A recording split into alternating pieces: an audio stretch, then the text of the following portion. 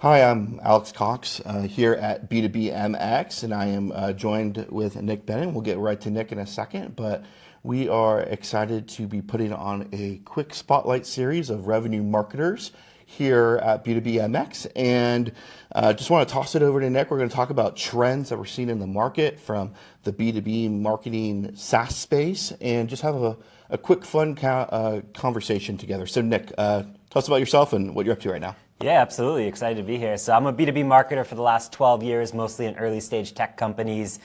Series B to Series C has been my sweet spot. But within the last 8 months, I co-founded a company with my partner, Mark Killen's Tech, which is a on-demand go-to-market company for companies that are earlier stage in their journey, as well as a media network. So excited about that.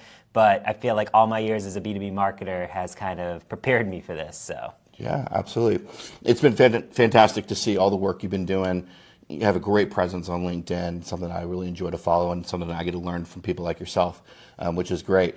I just want to dive into a couple questions here, Nick, and get your insight on them. You know, the first question is, what do you think is going to happen this year? Any trends within 2024, especially within marketing? We'd love to hear what you're seeing. What do you think is going to emerge with some of your clients? You know, so forth and so on. Yeah, I mean, honestly, I think tech's in for another rough year, unfortunately, and marketers. I mean, budget is hard to come by, and if you're getting the budget, you need pretty much to directly attribute it to something because marketing leaders need to show. It's not like the old times where it's like, hey, I'm going to put 20% of my money towards brand or something like that. Like if you can't attribute it the right way, you're not going to get the budget these days. So unfortunately, yeah, I think tech and specifically SaaS is in for another rough year. I don't think it's going to get any better until mid-2025, unfortunately, from a lot of the research that I've read. One thing that I do see popping up more and more is B2B brands and specifically marketers working with creators and influencers to drive short-term and long-term partnerships. They already have the trust and authority. They have the voice in the market. You're just looking to tap into them as an extension of your team and driving it as an integrated marketing campaign. That's awesome. You know, something I've seen you talk about a little bit is this, you know, this people first motion. Can you just like hit on that for a couple seconds, what that's looking like for you? Yeah, absolutely. So people first is everything that is our core of our philosophy. So how do you put people at the center of every interaction and experience? And think about it from like a marketing standpoint. It's as simple as transparent pricing on your website. You wouldn't believe how many brands I go to their pricing page, there's no pricing. Immediate turn off for me. And it's also other simple things like when you're sending your marketing emails, don't send it from marketing@xyzcompany.com. Send it from a real person. There's people that are doing the work both internally and externally. Why can't you spotlight them to help your brand ultimately grow?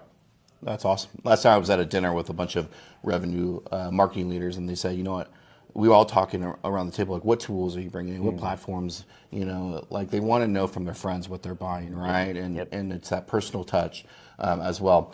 You know, this talk is being sponsored by RevSure AI. They're all about top of the funnel attribution, which is fantastic, trying to give you insights into all different channels, including digital, especially what you're saying with tight budgets these days, giving that quick insight and that live insight as well.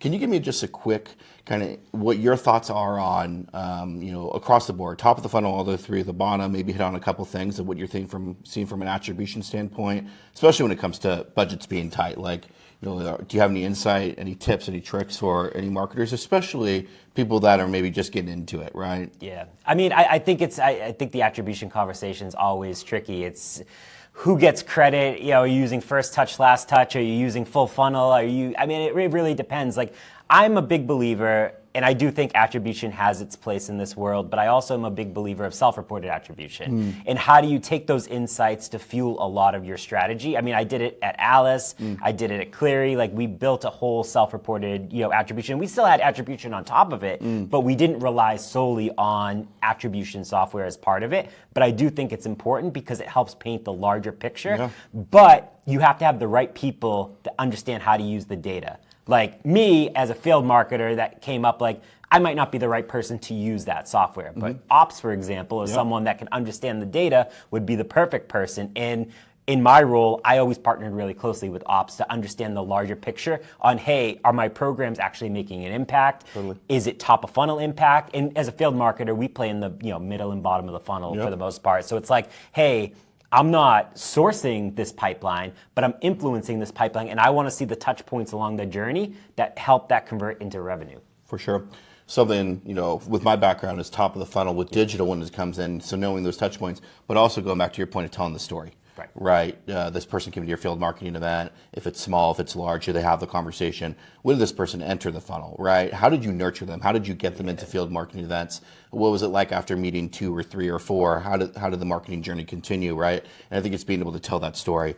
Well, first off, thank you so much, Nick, for your time. Really appreciate it. I want to continue these series, hopefully keep you on. We got podcasts in the futures and writings and stuff like that. If you'd love to be involved, we'd love to include you as well. Feel free to reach out to me. I'm Alex Cox. I'm Nick Bennett. And we are excited to be here at B2B MX. Thank you.